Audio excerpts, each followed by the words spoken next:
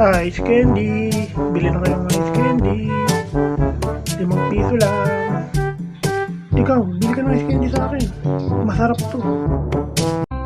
Nasubukan mo na din ba magtrabaho nung bata ka? Saka anong trabaho yung mga nagawa mo na?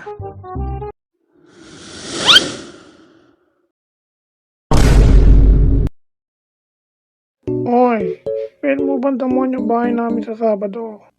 Oo ba? Kan ba babayad mo?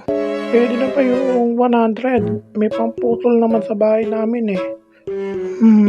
Sige na nga. Kailangan ko na pera sa Sabado eh. Pambili ng mga project.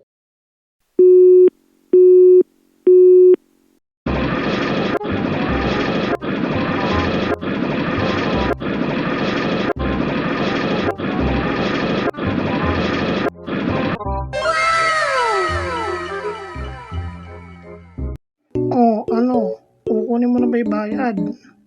Ayos yung pagkakadamo mo malinis. Approve na approve. Opo, kukunin ko na yung bayad. Marami kasi akong bibiling gamit para sa mga project ko bukas. Oh, tulad ng pinag-usapan, 100.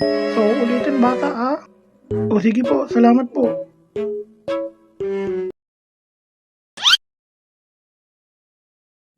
Apo, may ginagawa ka pa. Ikaw na maglinis ng kotse ng tito mo na may pandagpit baon ka. Oh, sige lola, pupuntahan ko na. Sayang din yun, may bayad yun eh.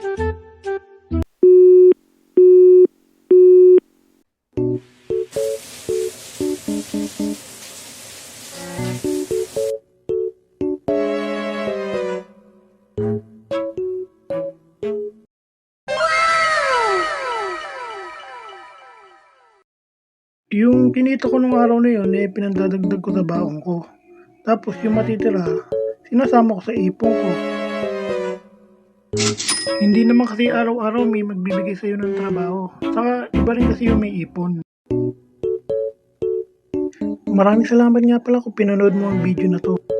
Huwag mo sana lang kalimutan mag-subscribe, mag-like at mag-share. See you next time mga idol!